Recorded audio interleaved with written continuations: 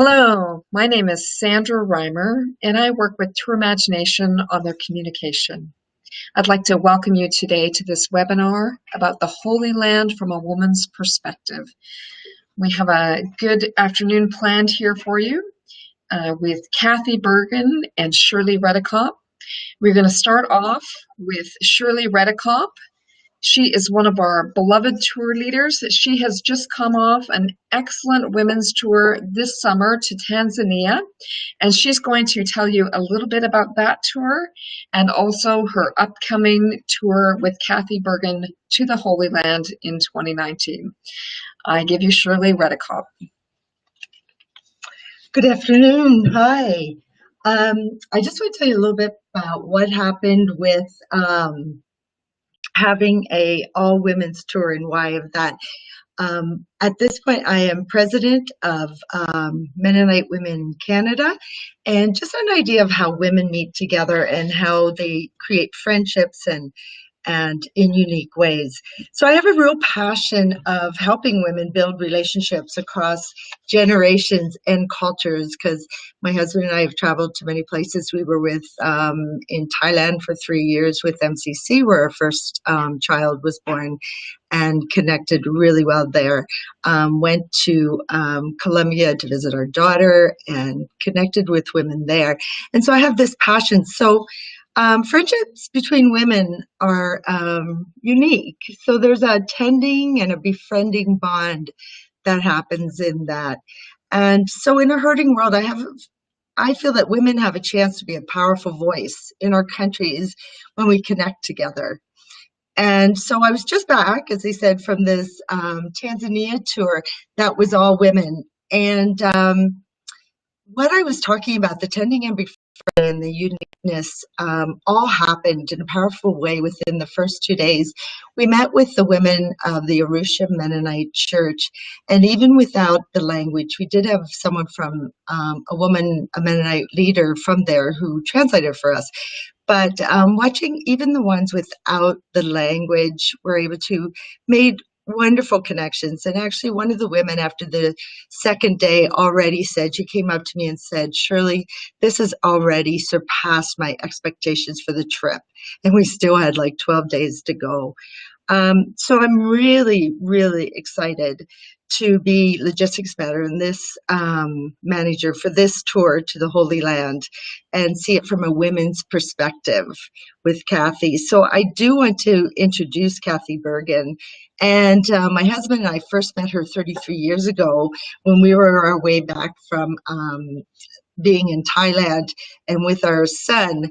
And she was just starting, I think, with MCC Israel Palestine, and she took us around to the different areas. So that was the first time I've met with her. So it's really exciting to connect with her again and be together with her. So Kathy has spent the past 35 years working for a just peace between Palestinians and Israelis in a variety of capacities, with MCC in Jerusalem for 8 years and with OCSD in Jerusalem for 1 year, as the director of ICCP, there's a lot of acronyms, in Geneva for 3 years, as the National Peace Education Coordinator with AFCSC in Philadelphia for 12 years, as a program director in Ramallah for 7 years.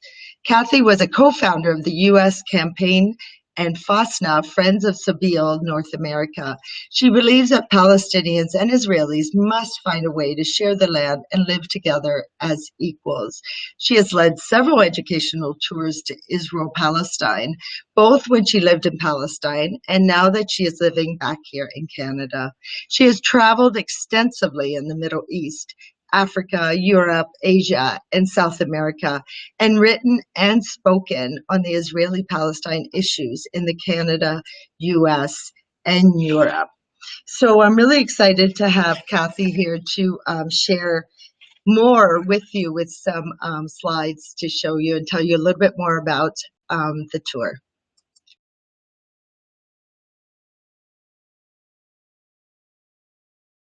Okay.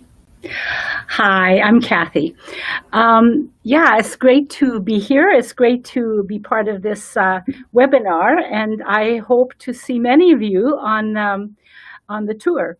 I'm very excited about this tour because for a couple of reasons. I think it's really important to go there and to see some of the places that we hear about that we've heard about in our Sunday schools, in our seminaries, in our educational ventures wherever we've been and taken religious education, and to actually visit some of the places where where our faith has originated.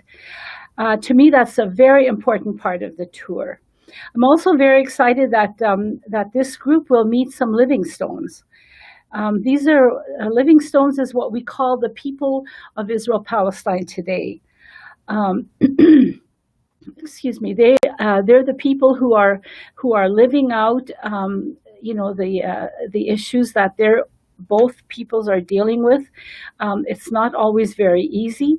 And we will hear their perspectives on how they think that peace a just peace can be achieved there. So I'm going to go through a couple of slides with you. I don't have a lot of slides this morning, but I'd like to go through a few that really will tell about the visits to the stones, and then we will meet a few of the living stones on the slide set that we hopefully will meet while we're there. Okay. Let me start with two maps. This is a map of what we call historic Palestine. There's two things I want to say about it. This map was relatively similar from the time of Jesus until 1948. The yellow part of the map is where in 1948 the Palestinians were living. The orange part is where the Jewish community was living. And as we know, the Palestine's always had a Jewish presence. So this is an important map to know. Excuse me. Today, the map looks similar to this, and I'll tell you what's similar, not exactly. But in 1948, the State of Israel was declared, and we'll talk more about some of the history on the tour, but I'll be very brief today. The part that you see in front of you, the blue part is what we call Israel today. The pink part, this is what we call West Bank. Why the West Bank? It's the West Bank of the Jordan River, which flows from here, and we will see the origins of the Jordan River, and it flows into the Dead Sea. From there, the Banyas into the Sea of Galilee to the Dead Sea. The pink part over here is the Gaza Strip. These two places are still occupied by the Israeli military, which was taken over in 1967 during the Six-Day War, and it's still occupied by the Israelis military. Up here you see the Golan Heights, which is part of occupied Syria. That is still under occupation. And here you see the Sinai, which was actually given back to Egypt during the negotiations that Jimmy Carter held in the late 1970s. So that's the general map. Okay, let's start with, here's Capernaum. I do have a picture of Bethlehem, but I didn't include it. I didn't include all the highlights of Jesus' life, but this is his life when he lived in Nazareth and walked and talked around the Sea of Galilee. This is right on the Sea of Galilee. Here you see an ancient synagogue. That would have been a synagogue where Jesus worshipped. And And then we go to the Sea of Galilee. You can see the Sea of Galilee in the back. Here is one of my favorite statues of Jesus, and he is giving the keys of the kingdom to Peter and saying, "Feed my flock," is what it says on the plaque. We took a boat ride on the Sea of Galilee, and we hope to do that with this group as well. Here we are standing on the Mount of Olives, and we are seeing in front of us is both history and contemporary, because right in front of us you see some tombstones. This is a graveyard that has been in use since the time of Jesus. What you see in the back is the Dome of the Rock, and even further back is the Church of the Holy Sepulchre, where Jesus was to have died and risen again from the grave. Now, here you see all three monotheistic religions represented. This area here is what the Palestinians call Haram al-Sharif, which means the holy sanctuary, where Muhammad was thought to have ascended to heaven from, the stone in the Dome of the Rock. The Al-Aqsa Mosque over here. Now, on the other side, the next picture, we will see the retaining wall of the temple in those days. But here we can see the original steps of the temple. And we can just imagine Jesus standing here and, speaking to the multitudes from the original steps of the temple, which was located somewhere in this area. So what we have then, we'll look at the next picture. Again, now we are not on the Mount of Olives. We have come down the Mount of Olives, and we're standing from the Jewish quarter. We can see the Western Wall. Some call it the Wailing Wall, the Western Wall. It's actually the retaining wall of the temple. It's not the actual wall of the temple. Now, Israelis would call that whole area the Temple Mount, and I said, like Palestinian Muslims, it's a holy site for them. They would call it Haram al-Sharif. So here we can see the Western Wall where people are praying. We can see people gathering here to pray. And we'll move on to the Garden of Gethsemane. This is a tree that's more than 2,000 years old. It's in the Garden of Gethsemane. There are several trees like this in the garden. And we will, go into the church that is built there to remember the last night of Jesus praying in the Garden of Gethsemane with his disciples. We will then spend, some time there looking at the different parts of the garden, and if we have time, we will spend some time in meditation there. This is the Church of the Holy Sepulchre. It's built over what tradition remembers the tomb to be, where Jesus was laid, and Calvary, where Jesus was crucified. So there are several church communions that have small chapels in this church, and we will, see some of them and meet some of the priests in there. Then we will go on to talk about some of the living stones. These are two women who are with an organization called Maksum Watch. The people we will meet are very courageous people who are working against all odds, Israelis and Palestinians, for a just peace. So we will, meet some of these very, very, very courageous women and some men as well. This group, they go to the checkpoints every morning at 4, and they decide how long they stay, but their purpose is to go there and make sure that Palestinians do not get harassed. Now, as we know, as I mentioned earlier, the West Bank and Gaza are now militarily occupied, so Palestinians have a very hard time to move around, and when they do go through checkpoints, they're often harassed by the soldiers. Here's another courageous person, Rabbi Arik Asherman, who works with Palestinian farmers in the Jordan Valley to help them get water and other things that they need. This is Dahlia. She's with B'Tselem, which is an Israeli human rights organization. Here, this is a very interesting transition picture because on your left, you see Amos Gewirtz, who is a pacifist, one of the first pacifists in Israel. He has now committed his life to working with the Palestinian Bedouin in the Negev, which is inside Israel itself. And we will see and hear about his work with an Israeli organization.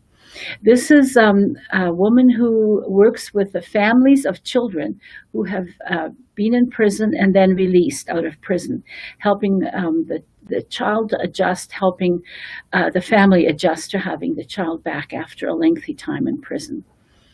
And when we talk about children, we talk about children under the age of 18. Which is the legal term. This is a lawyer who works for Al-Haq, the oldest Palestinian human rights organization. We will go to Sabeel and hopefully have communion there with Sabeel. Sabeel is a Palestinian Liberation Theology Center in Jerusalem. Every Thursday they have communion.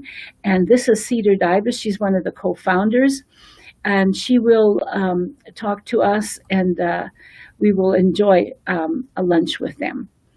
We are up in Nazareth now, which is part of Israel. About 20% of the Israeli population is Palestinian. They call them Palestinians living in Israel. Here we see Violette Khoury, who is the director of Sabeel in the Galilee, in the north. She and another friend of hers established Nasijana, which is an organization that brings Palestinian Muslim and Palestinian Christian women together. There was a lot of separation there, and the Israeli government and many others have tried to divide and rule the Palestinian population between Muslims and Christians, and they are trying to bring people back together. A fun stop we'll have in Hebron. This is a glass factory where a lot of the glass comes from. They're hand painted. I have many pictures about it, but I'll just show that one. I want to end with this, and it's a funny, positive slide. As you know, the wall that has been built between the occupied territory and Israel is called the separation wall, and this is some paintings on that wall, and we will see that. So I will stop there, and we will have time for some questions. And like I say, it's a very, very brief overview, but yeah. Great. Thank you so much, Kathy. We really appreciate your presentation. Now we're going into a time of question and answer. And if you have a question, can you type it into the attendee chat box at the bottom of your screen? And then we'll get that question and I will read it out, and Kathy or Shirley can answer the question. As people are working on their questions, I know I had a couple of questions. Kathy, we often get a question about whether it's safe to travel to the Holy Land. Can you make a comment about that, and over the years you feel about safety? Yeah, very good question, because we hear so much in North America and Europe about what's happening there, and what we hear about is the violence. I have no qualms of going there, walking anywhere. I feel probably safer than I did when I lived in Philadelphia for 12 years. Definitely, I lived in Ramallah for 7.5 years. There was no problem. I lived in Jerusalem for 9 years. Yeah, definitely. Anything can happen, you know. I mean, we have accidents here. Somebody can get run over by a car. Somebody can be in an accident, you know. But yes, as far as the place itself, it's definitely safe. Great. Now, what about weather? What's the weather going to be like at the time of the tour? Can you say with the dates of the tour and what the weather's going to be like at that time? It will be from September 23rd to October 4th. Okay. That is still a pretty warm time of year. Um, yeah, I'm not sure of the exact temperatures, but they'd probably run in the 20s for sure, Okay. Celsius. Um, we can see when we get closer to it, you know, weather's changing everywhere. But I still remember when I lived there, September being very hot. Okay. And clothing we can talk about too for people who are interested in going. Like we ask people not to wear sleeveless, the women not to wear sleeveless. You know, it's better to wear capris or longer pants, longer skirts. You know, that type of thing. Yeah. Okay. And why is that, Kathy? It's a traditional culture, and when definitely when we're in Tel Aviv or in Israel, it's a very different dynamic between men and women. But when we're in in Bethlehem or Ramallah, or Nablus, Hebron, it's quite conservative, and we just like to be not to offend people and say, oh, these Americans, because they usually lump Canadians and Americans into the same group, and they say, oh, they just, they're being, just not, they're being insensitive and so on. So we like to be cautious about clothing, yeah, and good walking shoes. Good walking shoes. That's important. Very That's important. right. Yeah. But Yeah, we can leave our fashionable shoes at home, right? And just bring out the good walking shoes. right. Fashionable shoes at all. Yeah. Now, can you make any comments about the food, Kathy?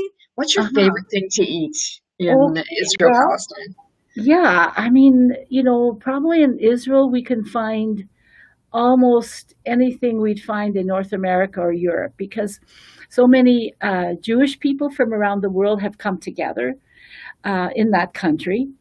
And many of them have restaurants, have established restaurants. Like there's Moroccan restaurant, there's Ethiopian, there's Indian, there's Jewish folks from India there, and then of course the North American type foods. When we get into the West Bank, we won't be going to Gaza, of course, but when we go into the West Bank, we will have hummus, baba ganoush. These are, Arabic, what we call Arabic salads.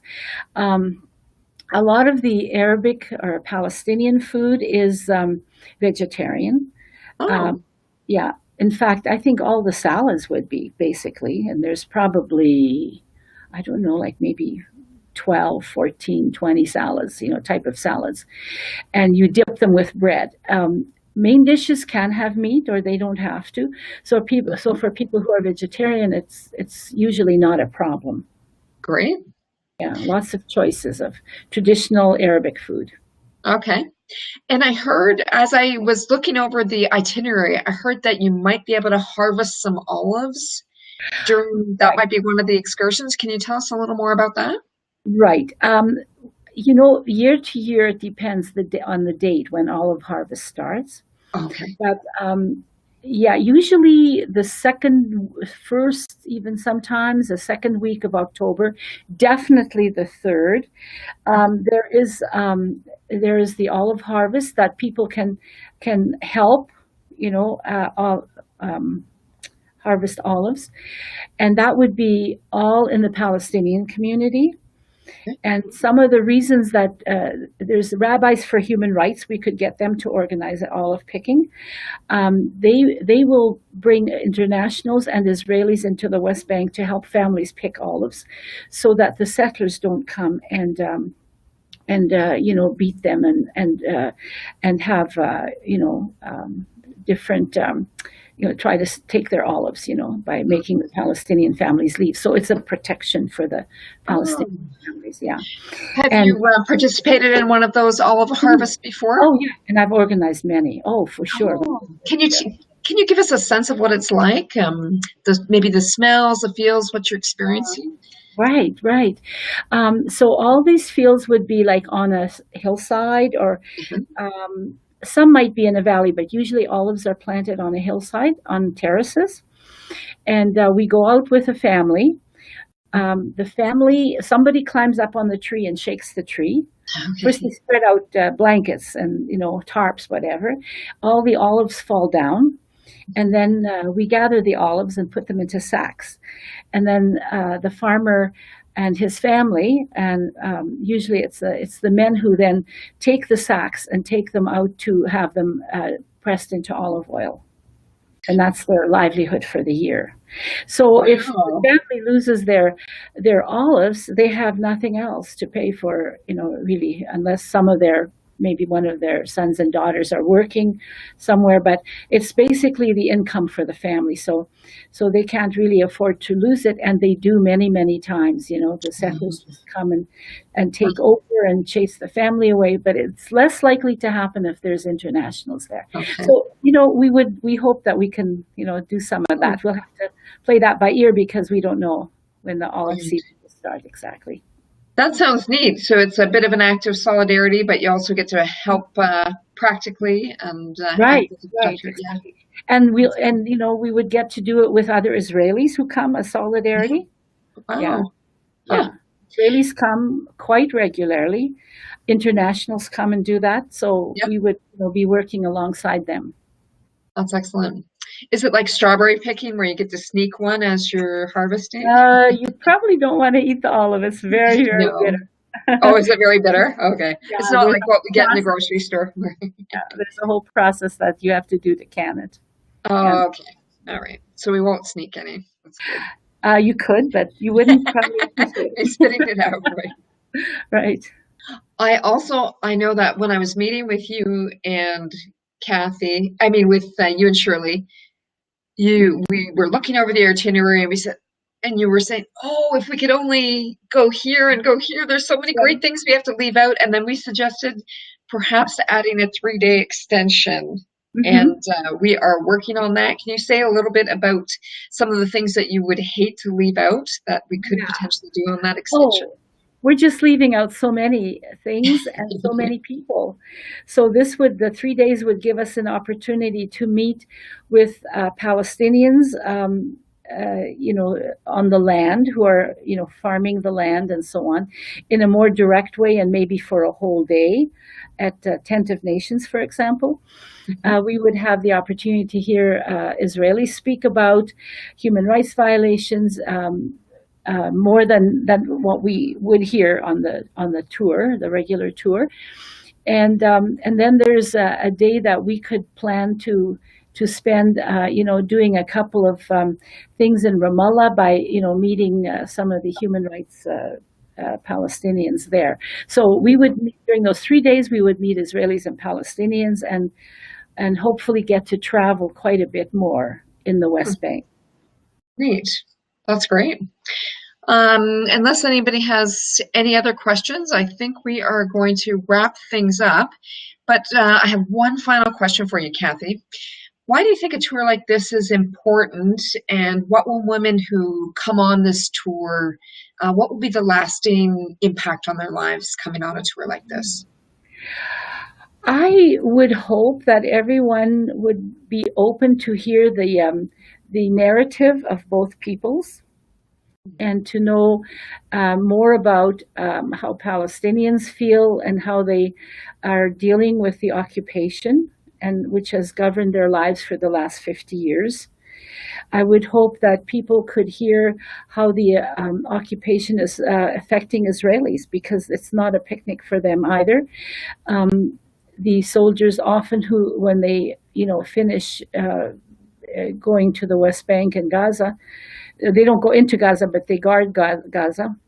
they often go home and they're affected, and there's studies done that soldiers, become violent in their families, and so it's affecting everyone. That occupation is, as Israelis that stand in demonstrations, they will have signs that say the occupation is killing us all. So to end the occupation is really what we hope for, and we hope that people can come away with images of Palestinians that are more about the real Palestinians, not what they hear, about quote unquote terrorists on the news, which, we will talk about that and, when we're there. But we hope that people will also come back and feel like they can participate in peacemaking. And we will talk about some very concrete things that people can do. That's great. Thank you so much. And just if anybody listening or watching the recording later wants to join the tour, we would love to have you come check out our website. And as Kathy has talked about, some of the things that will be happening on the tour, there will be lots of visiting with people listening, but there's also going to be sightseeing, looking at some of the traditional sites in the Holy Land, even some shopping, looking around the beauty of Israel, Palestine. So it'll be a really nice blend of activities. And as we go with open minds and open hearts, we're going to see a lot, do a lot, experience a lot. So thank you again, Kathy and Shirley. Right. Firsthand, as well as the stones. Exactly. All right. Have a good day, everyone. Okay. Bye.